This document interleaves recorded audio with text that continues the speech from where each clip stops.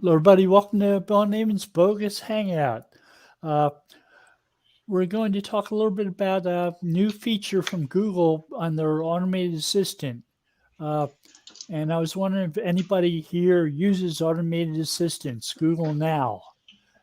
Zara, would you introduce yourself and tell us whether or not you use Google Now? I was wondering if anybody here uses automated assistants. Yeah. Hi, everybody. I'm Sarah Altair. And automated assistant, I use a chat bot for one thing. What's that? It's connection to my page on Facebook. Steve, will you introduce yourself and tell us if you use an automated assistant? Steve Grinzer with Deep SEO Con, and no automated assistants here. I have some clients who do, but I stay out of that loop. Thomas? Thomas Sickle, founder of Blueprint Marketing and on the board of a handful of companies. I do use automated assistants, and sometimes you can hear the British lady in my Google speak to me during the show. But she's been quieted lately. She's been quiet lately. Yeah, I like them quite a bit. I'm a big fan. I use them a lot too. So there was a patent that came out today that talked about multi-modal answers to questions given to automated assistants. And it's something that Google introduced in the past year, where they talked about mom, which is multimodal answers.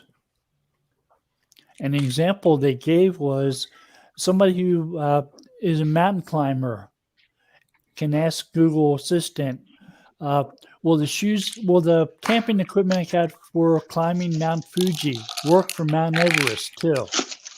Wow. And it's a detailed conversation. It's not a simple question and answer. I mean, it makes sense that how it would know. It's got everything Google's got. I think that automated assistants are going to be the key to a lot of marketing in the future. And those types of questions would make great blog posts as well. I think automated assistants are decent at creating content that doesn't exist already. Or you say the wrong trigger words when you're talking and your phone speaks up. Exactly. Like my mother just got a new Jeep and it wanted to say hello up something or hello Jeep. Changed it over to hello Jeep so we can remember that. And now it works fine. But outside of that, hey Doc. Hi guys. I think that like I use them in my car. I use them in my home. There's not too many places I don't use them. I mean, phones have them.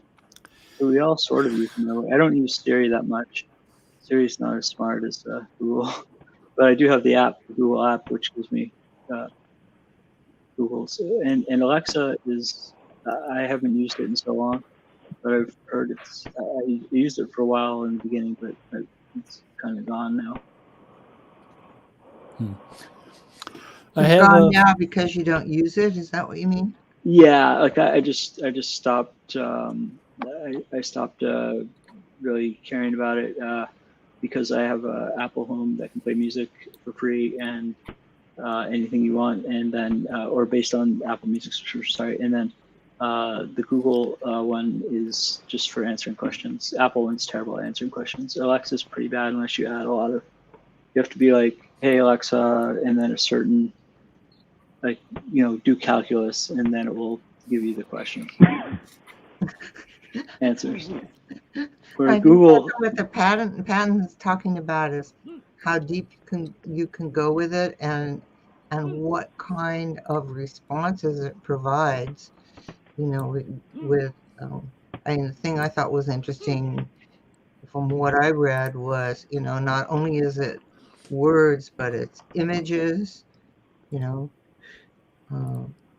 to to answer questions and connect with people. Yeah, I do have one that has the display, and that's pretty amazing what it can show you. I was astounded at the ability for it to. You can say, "Hey, show me pictures of so and so." It'll show you pictures of pictures of this person, that person. But it'll also, it's a lot more. Google is going to give you lists of the top 5 or top, maybe it's even 10. Where if it doesn't know the question, instead of saying like I don't know, or like whatever its default thing is, it'll actually say, "Come take a look," and it's really annoying because then you have to. If it's not the newest one, you have to click on it, and it sometimes works, but most of the time it doesn't. And when it doesn't work, it's no.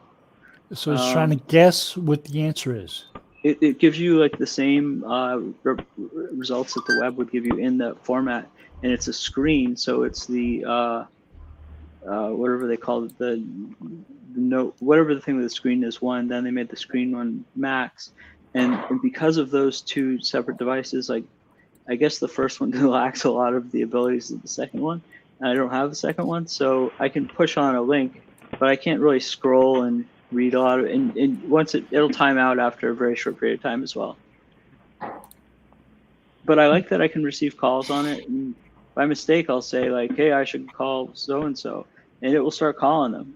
And I'll be like, no, like, or you I didn't say mean like, I "Hey, actually wanted to talk to my mom.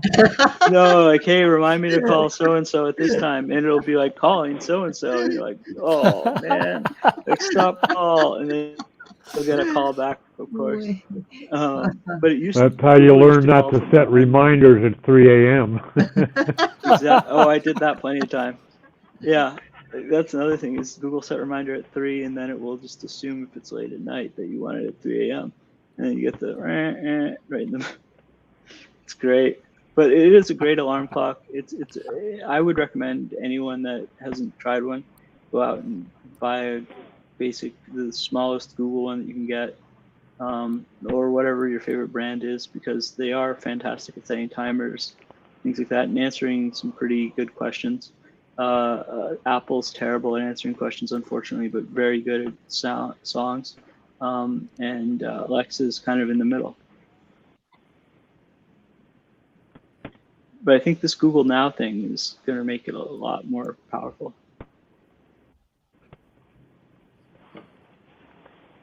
I know for me, when I short-circuited on taking the chat further than I have it, it is all of a sudden I realized that I had to make long strings with branches, and it's just not my forte. So I didn't do it. Describe a string with a branch, like. So just a lot of questions. Take an example of where I was with it and how I stopped.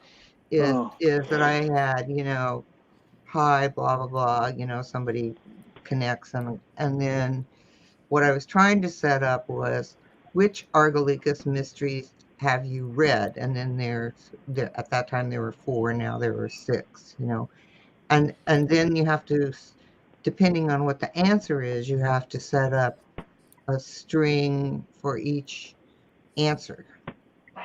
Wow.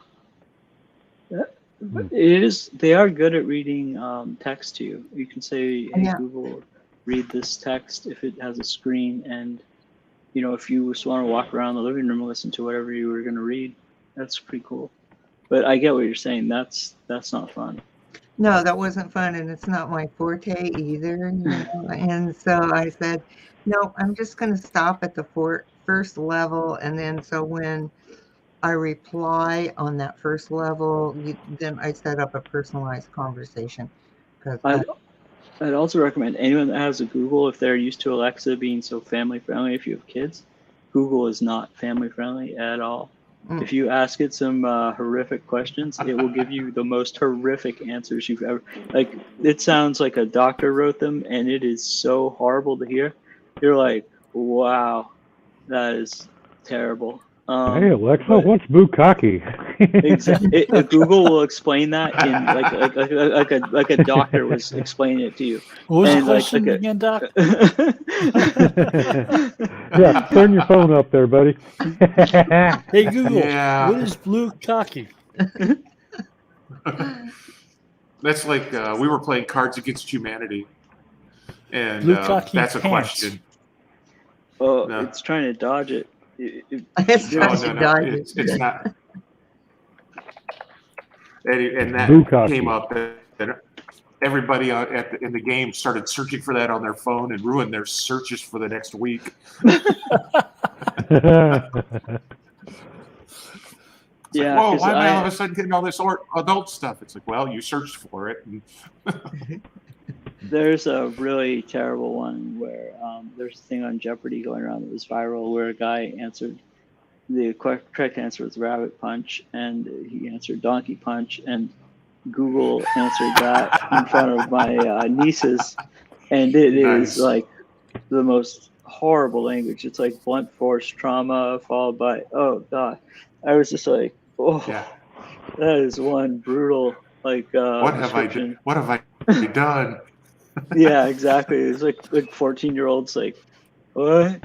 Oh no, please don't understand what this is saying. So And it's not kid friendly.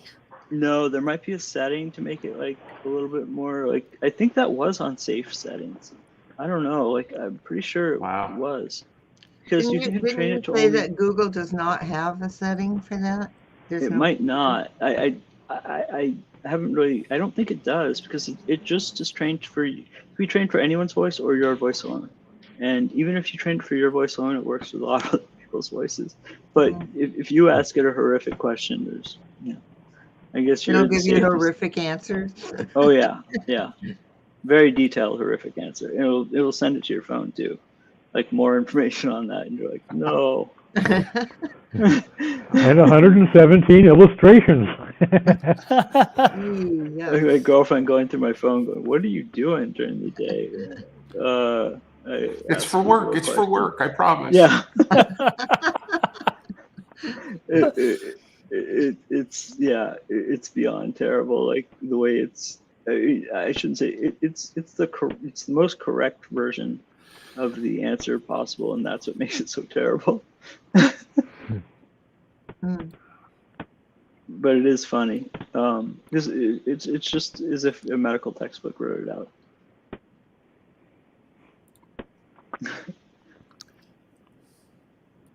But yeah, I think that I think Google has, believe it or not, on that same note, not that everyone wants to hear this, but I think they have gotten smarter with it. They've gotten less technical about everything in that regard. So I asked it everything I could think of after that to see how horrible it would sound. And I can't believe I'm saying this on YouTube. But yeah, it kind of calmed down after a couple of months. Not that I tried it a couple of months A ago. couple of months. Wow. I would never check. What it would say would be so funny that I don't know. I got a kick out of it. But yeah, don't try it at home, or do if you're old enough. But yeah, Do it through a VPN, please. Speaking of VPNs, have you guys tried Apple's private relay? No. I don't It's trust so Apple to comfortable. do anything privately. I don't know. Yeah, I don't know if I trust them either because they're using Akamai, Comcast, or Cloudflare and Fastly, and and they're basically making a VPN. You can go by your region where you are, and it gives you a random IP. And then if you're using Safari with iCloud Plus, it gives you a whole new IP address every time.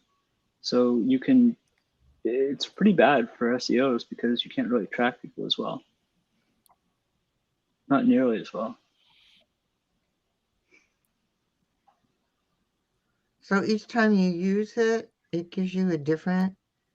It gives you a very you could sign up for, you could say I want to be non-regional and just be like US, pick a country, and it will just generate an IP off of one of those 3 reverse proxies and it says it accelerates and protects your presence on the web, keeps no fingerprints, and it kind of does. There's really no way to track it by IP address, of course. So you're no longer using your whatever Spectrum, Comcast, whatever your ISP is. You're using that system, and they've seemed to have gotten around a lot of the restrictions on VPNs. So it has its place. Like if you're doing sensitive work and things like that, it's appropriate. But as far as tracking where people like physically are, they could be in California and it could say Wisconsin or New Jersey. It just picks a place, picks an IP. It doesn't identify you by all the extensions on your web browser. It may still be able to do that. Because there's often so many, it's like having fingerprints. Yeah, that's like how SEMrush and most of those guys get their data. It's crazy. Yeah. Like that's how they figure out the traffic is those types of things. They sell all the. So like, I mean, if ideally, I guess you'd use a private browser inside of it without any extensions on it. Like a Tor browser. Or just like how like extensions work. You can turn them on or off on Chrome as well as if you do it on Safari, it works the same way. So if you can run no extensions on private Safari, but you do have to use the Safari browser, from what I understand, to have it work. It does sometimes slow down your web searches or your website ridiculously, and sometimes it speeds them up ridiculously. It's a very bizarre. It's still in beta, so hopefully they'll work it out. But it doesn't seem like there's very many ways of turning it off right now. So there's not a way to turn it off. So you're making a lifetime commitment if you turn it on. If you have to pay Apple at least 99 cents for the ability to get iCloud Plus, which comes with like hidden email, which means like it'll generate a random email and forward it back to your original iCloud account. Gives you a domain. You can put your domain in there if you wanted. It's a very cheap way to host email. Okay. And in addition, so you could not pay them or disconnect it, and that would stop it from working. To the best of my knowledge, there's no button that says on or off. But I could be wrong on that. Like there might be some way to disable it. Okay, that's interesting because my experience using a VPN is there are times when I don't want to have the VPN on. And if I couldn't turn it off, then I'd be sort of dead in the water in those situations. You could use a different browser like Chrome and then it won't work. Yeah, I guess so, yeah. But like so if you were using Apple Relay, you have committed yourself to using that whenever you're on Siri. Is that what I'm understanding? Whenever you're on Safari, yeah. On Safari, yeah. But like you see, I'm just seeing if you can turn it off. So it says that you can go into system preferences, select Apple ID, and then turn off private relay. Okay, so yeah. I never found that to be easy to find, but yep, you can do it. So Bill, how do you use those interfaces? How do I use what? How do you use the interfaces? Do you use The automated tools. automated tools? How do you use them? Usually mostly through my phone. Okay. So I have an Android phone. It's a Pixel, so it's from Google. So I can invoke Google Now by saying the hot words, "Okay, Google." And it says right now, "Hi, how can I help?" Or I squeeze the sides, and that'll do it too.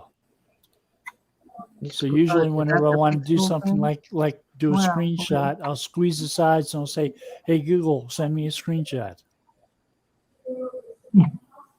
To share a screenshot, open your Photos app. Tap Library, then Screenshots. Tap the Share icon. I didn't squeeze the sides, so it's telling me how to do it. Squeeze me. It's interesting. I have an Android phone, and occasionally I use it, but it's not a frequent use for me.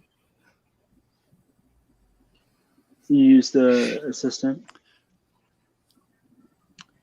You know, if I'm really searching for something, I go to my desktop.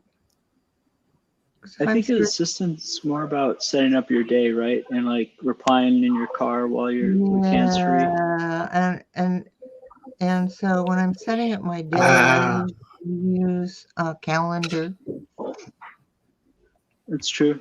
See, I have a wife for that while I'm driving.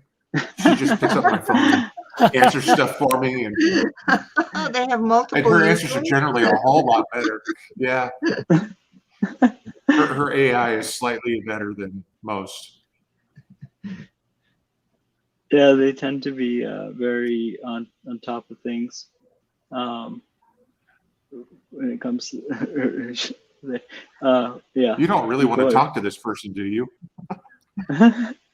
You get automatic filtering. Yep. You're not allowed to talk to this person now. Yeah. I think though for like I had my car set up where BMW would do the work of the messages. It would read them to me, and I think that CarPlay from Apple is slightly better.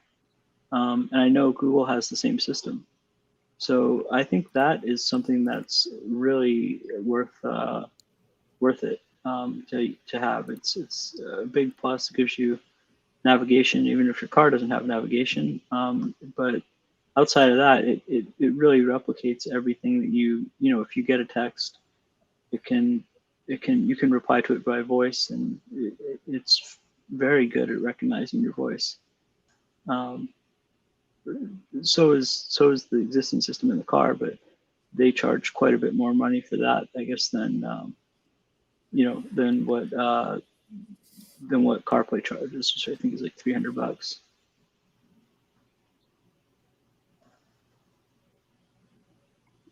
But I've now noticed that new cars have not just CarPlay, but Google Play and CarPlay inside both of them. So Google Auto, and Apple CarPlay. So Android Auto. Now, Yep. Toyota just announced this week that going forward, if you want to use their car, your phone app, or your car, and all that stuff, you're going to get charged $8 a month, A or month? $80 a year. Wow. Yep.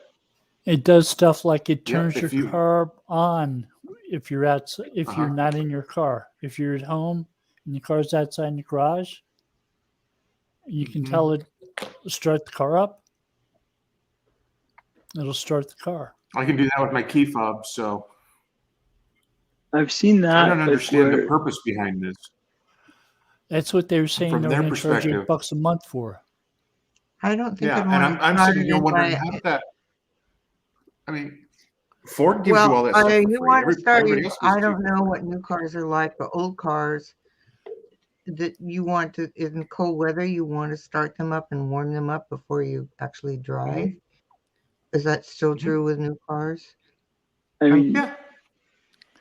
if you want it to be warm inside. But no, Old not to cars be have warm different inside, but features. to warm the engine. Old cars have different features than new cars. Yeah, I know. I Old have an cars have car. chokes, for instance. Oh New no, I'm cars not have that old. computers That's that very work old as cars. chokes.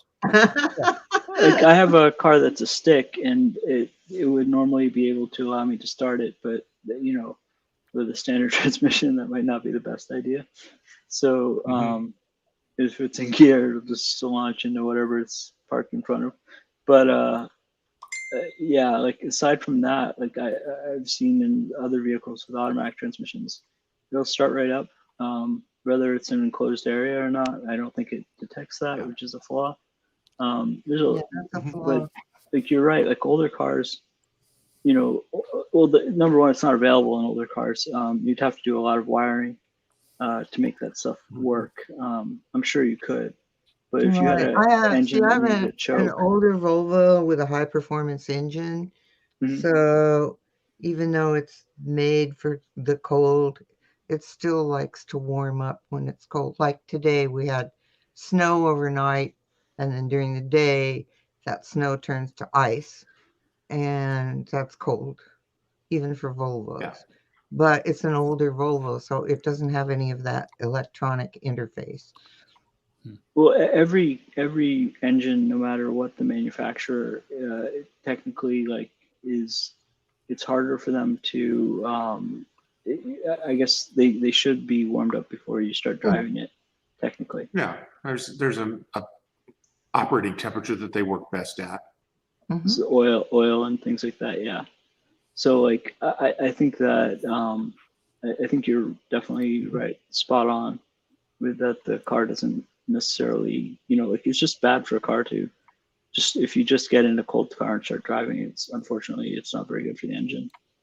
But outside of that, it's not a bad thing to do though. Right. So I don't know. I mean, my son has new vehicle, and it's an electric vehicle, and so That you can, everything is have to, different. It's like driving a computer, you know. yeah, that you Well, don't I have mean, to worry at all. I use the remote start on my truck almost every single day when I use it because I'm lazy that way. You're right back. When I'm walking across the parking lot, like tonight we're going out to the movies since there's no electricity here in our town. We're going to the town that has electricity and having dinner and a movie.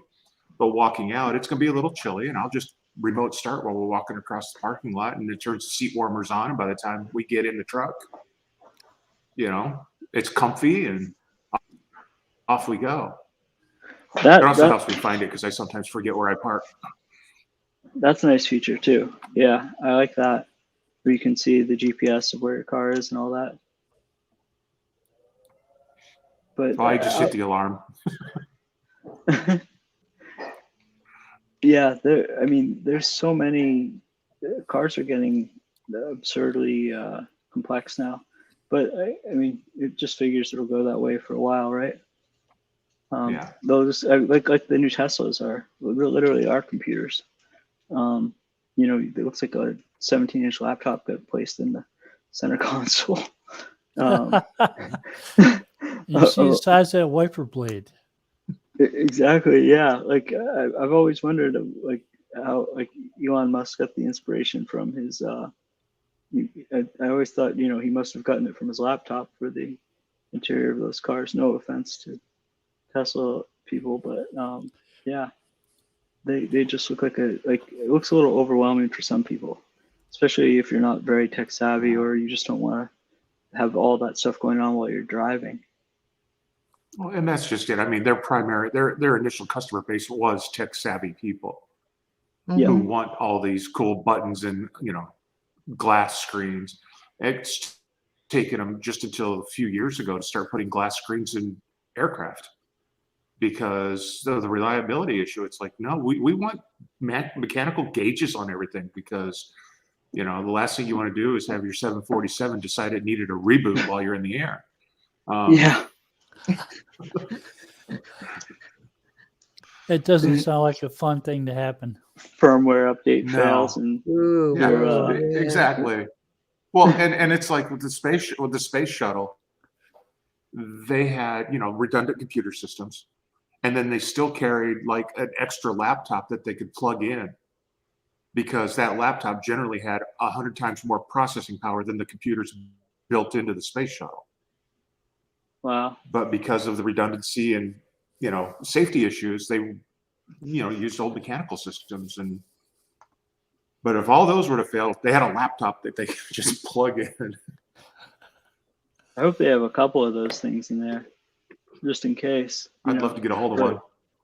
Hey, Griff asked an interesting question. He asked, who do the VPN folks sell your data to? Apple, according to them, nobody. but that's their statement, and they're sticking to But it. they're- And but how, they are how the much customer, you trust you those know? people? I mean, it's like Avast selling their data to JumpShot a couple years ago.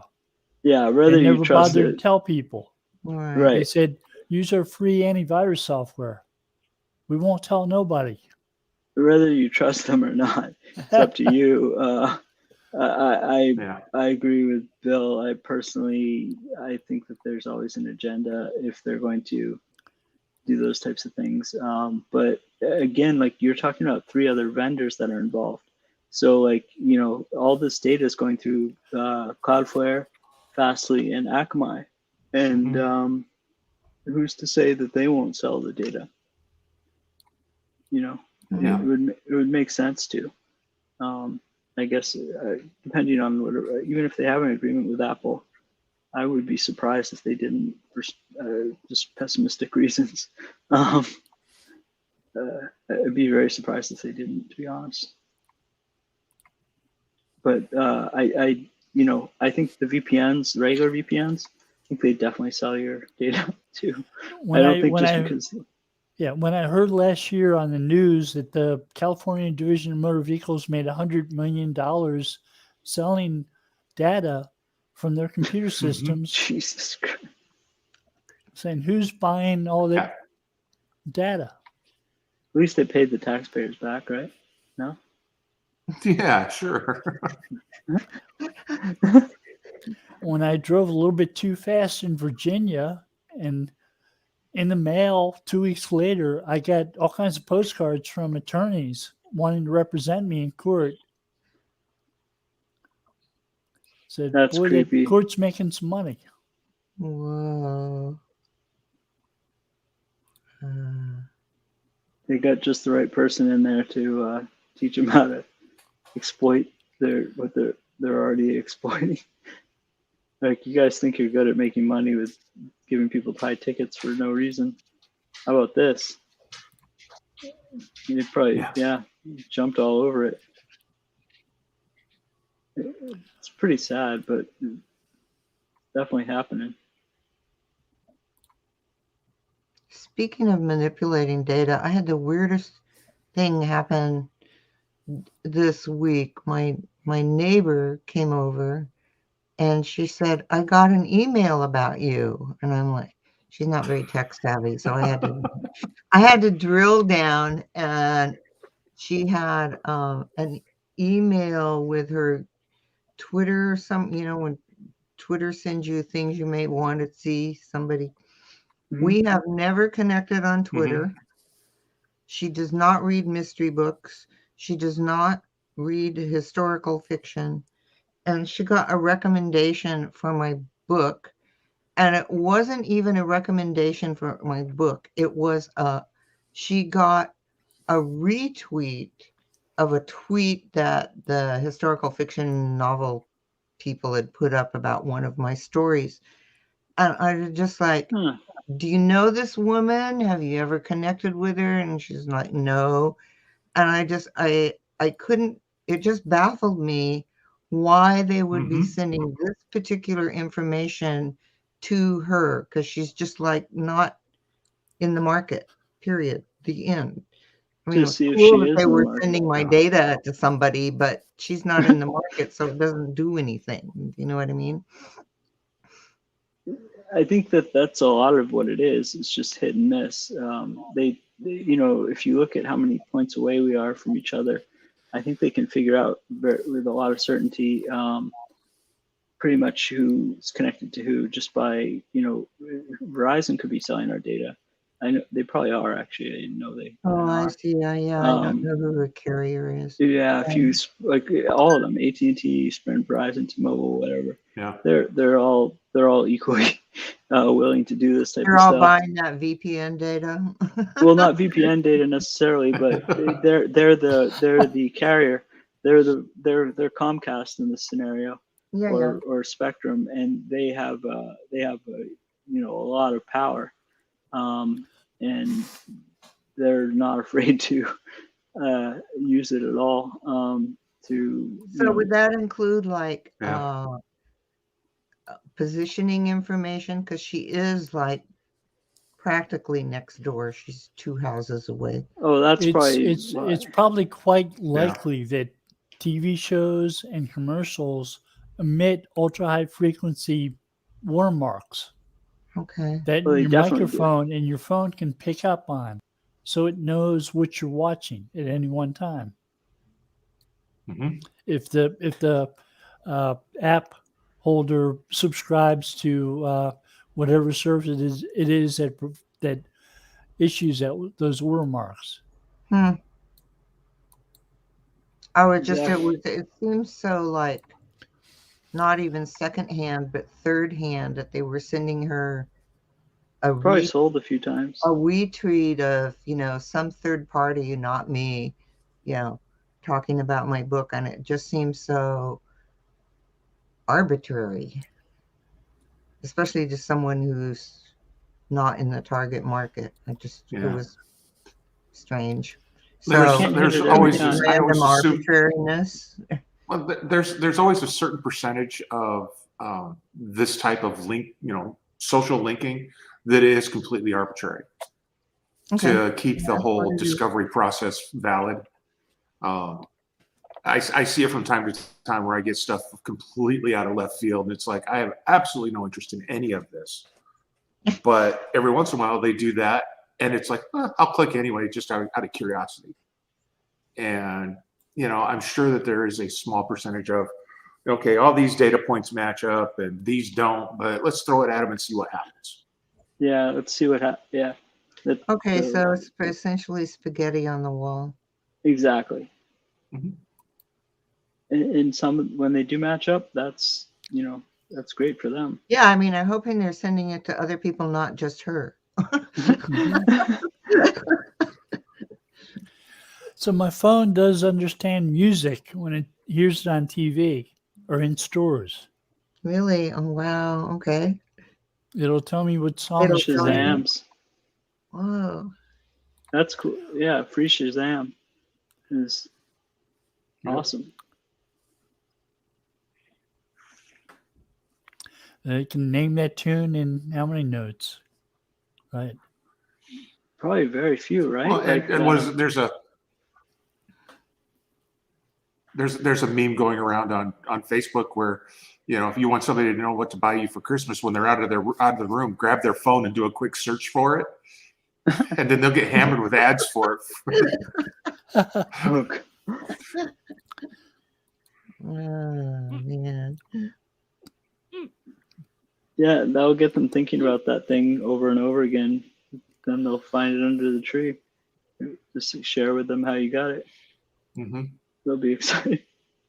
Yeah, no, it makes sense. Like, unless they're trying to send their friends something that they don't like, or something weird like that. But I guess that would be very unlikely, or not very A Bukkake often. subscription.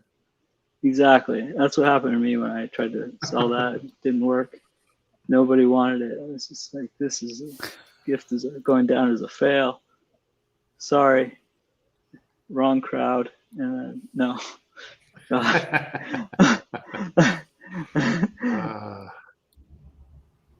I feel bad for all the people who are watching the show who are actually looking this up now and going, what is this? And then going, oh my God. Don't look it up. Don't look it up.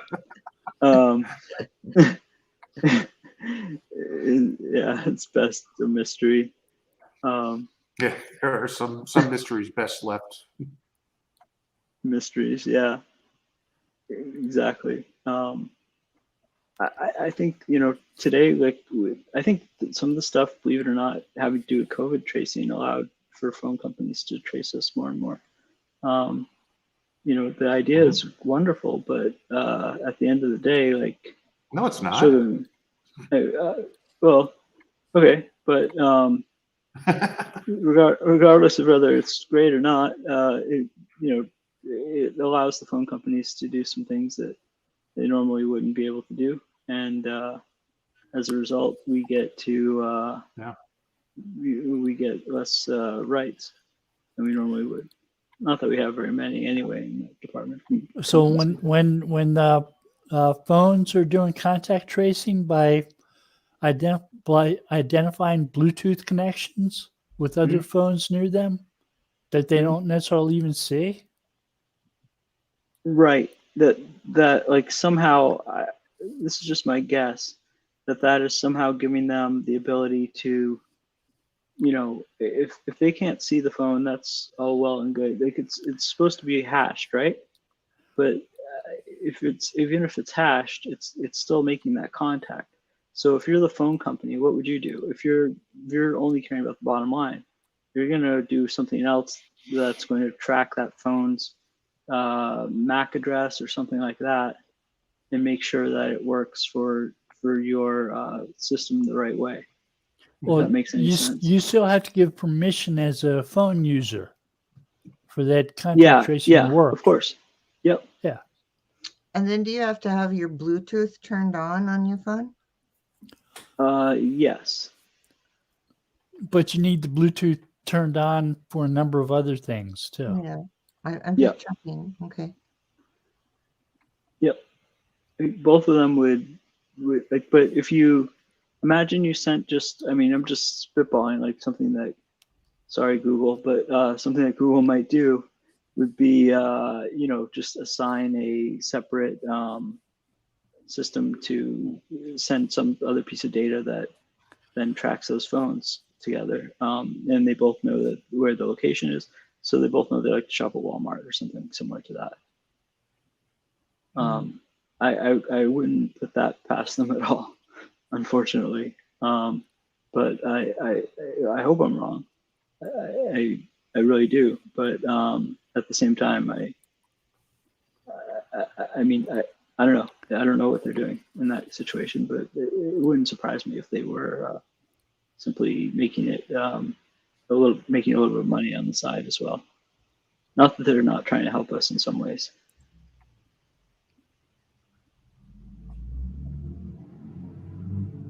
It just sounds like one of those ideas where if an engineer came up with it, they'd be like, yeah, why not?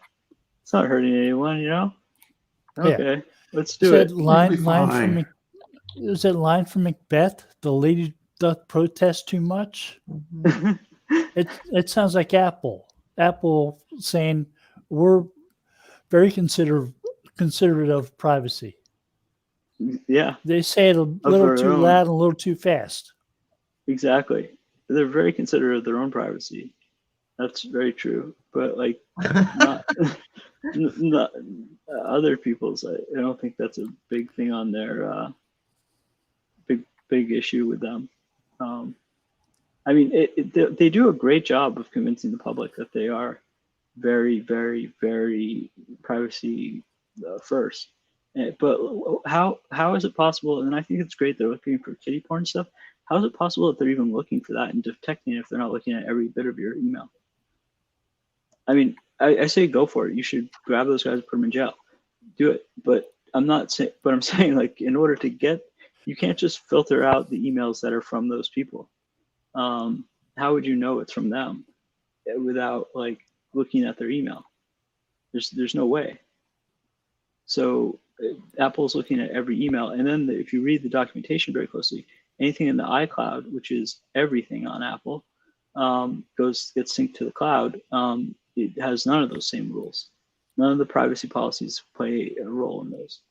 So unfortunately, that's where I think it's sort of like Google with their with them saying like, oh yeah, we, in Europe, like we'll follow all your regulations. Just don't worry about protect personally identifiable information. Exactly. Just don't worry about 8.8.8, which caches everything that goes through the web. It's like the spigot of the internet, and we've got that running on everything. So guys, just don't pay attention to that at all, and we're all good, I think it's the craziest thing I've ever heard, like when they say this stuff, because literally, I think it was Yoast who was saying it the other day, was saying that when the Alexa, top million should be replaced by Cloudflare's 8.8 or 1.1.1 system. And I've been saying that forever about the 8.8 system. Like all reclusive DNS it's a caching system for everything that goes through it. Right. So if it's a web page or any data, it has to go through that. And so Google probably has that in California where they're immune to the law, and then they just are like, okay, we're abiding by the law. We're not, taking it directly from them in Europe, or I don't know how they actually go about going as far as to It's justify it. fine. Yeah, It's fine. Don't worry about it. Yeah, just don't worry about it. Should be The there. answer is generally, it's too complicated for us to explain it to you. Yeah. Don't worry that we're don't worry that we're doing illegal wiretapping. Don't worry that we're like one of our prized devices that we're talking about is an illegal wiretapping device, technically. I mean, Yeah. That's amazing. Even if to understand the keywords, it has to understand, or the words to make it work. It has to actually understand what you're saying, so it has to be listening all the time. And it's just amazing what they can get away with. And people, if I put a recorder in somebody's house, they would put me in the clink pretty quickly, because if I got caught doing that, obviously it would be frowned upon, to say the least. But But your smart TV doesn't have an off switch on its microphone. Exactly. Correct. Right. Yep. It's absolutely stunning what they get away with, and what we give up. And my Android phone doesn't have a off switch on its microphone. Yeah. How I can tell which apps to not allow access to other people to with the phone. That's nice. But I don't know who the people who do have access to are. Exactly. Yeah. It's like whoever's in their camp gets access, obviously. And then everyone else, who knows? You could block the Zoom app, I guess, or something like that, from having access to your mic, but then it wouldn't work. Yeah. Tons of just things that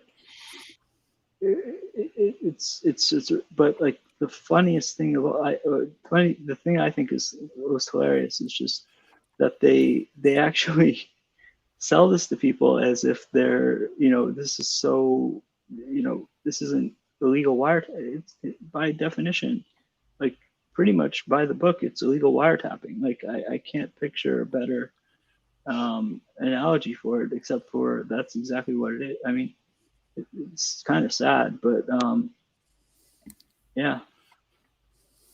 It's weird. It's sort of like, how Tesla, when Tesla didn't know if automated vehicles would be allowed on the roads, so they just did it.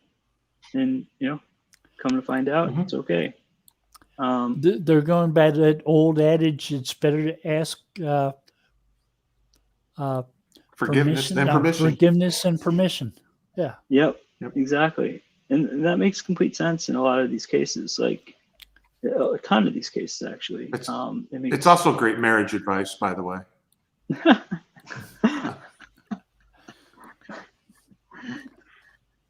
Carl Turchak has a question, and I think it's related to Google My Business. And she said, I'm thinking of changing the title or moving to another location, moving to an open location.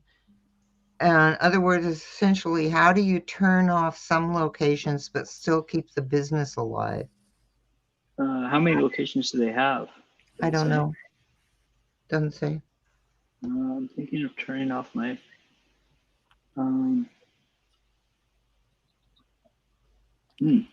Is it like Carl, maybe you can put in the geofence? chat how many locations you have.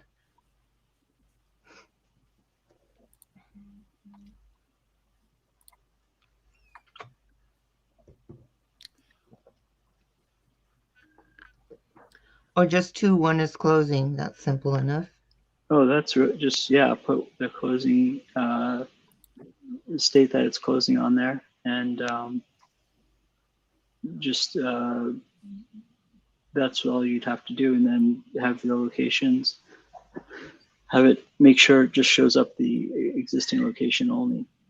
I would say. Okay, I don't understand.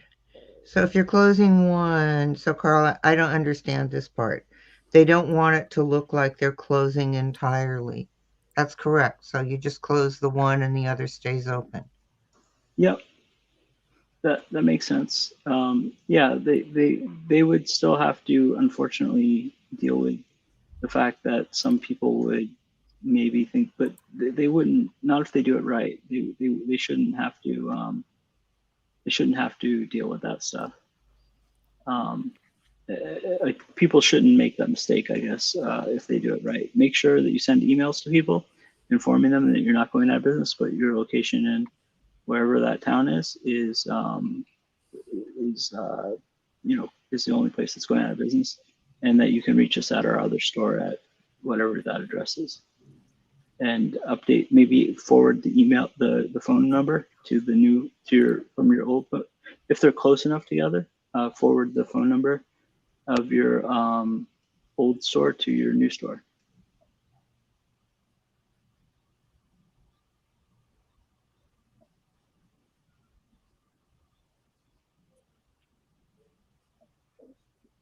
If that makes sense.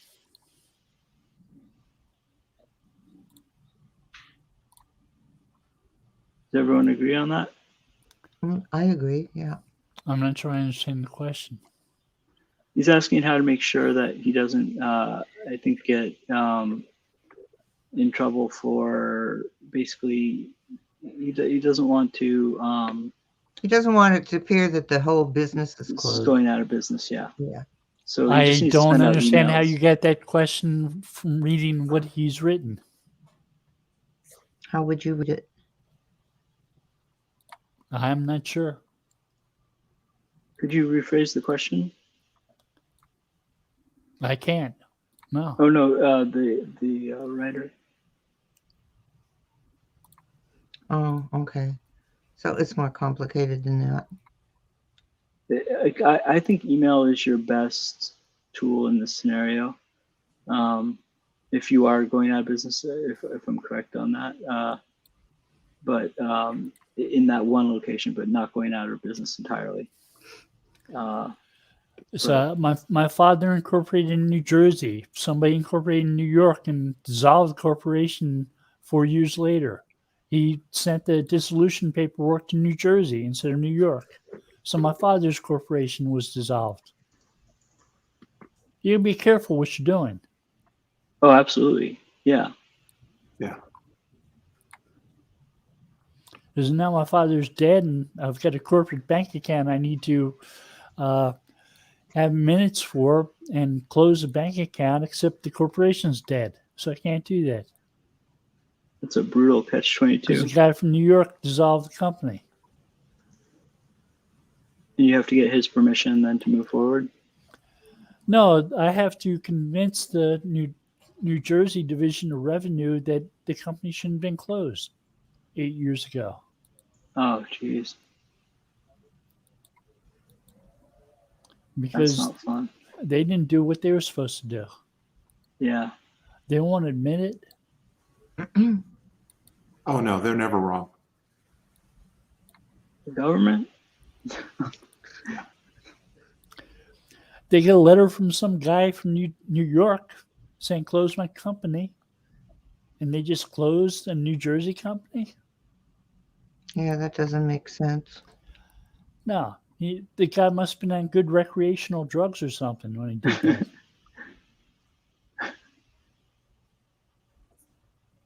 Yeah, or the really good ones. Yeah, I mean that type of stuff is unbelievable. Carl, it's looking like Carl isn't feeling like his question is answered. So If a town A closes and someone else searches in the town A for a business name, they'll probably think it's closed. Okay. You know what? Don't close it in that town. Put on the thing that once they go to that site that you've moved, you only have one location. But I think that, how far are these towns apart?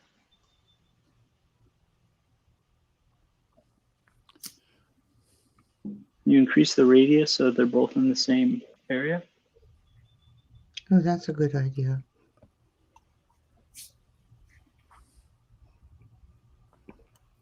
Increase the radius for both. Is that what you're For- saying, Tom? Increase the radius for the I one don't know. that's I don't know. going to stay alive, and then if it closes, then the person in town A. Okay, yeah. 25 miles. Okay, so so increase your radius to 50 miles from the store that's going to stay open, and then it should say that you're open. It's still, correct me if I'm wrong on this, Bill. The knowledge graph still should come up and say that example company is open and accepting whatever sort of business that they're doing in that location, right? As long as it's inside the circle. Mhm. If you've identified it as an area of business service in Google My Business or Google Business Profiles, Yeah, so that works, and then so then you can turn off the other business and make sure people understand that you only have one location, not two, that you're not completely out of business, because I don't think that would. Yeah, I think that's a good solution.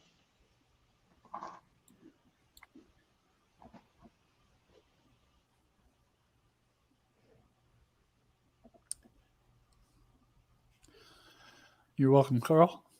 Mhm. It's at the top of the hour, so I think we're going to call it a day. Thank you for joining us. Take care. Have a good day. Bye now. Thanks, everyone. everyone. Bye.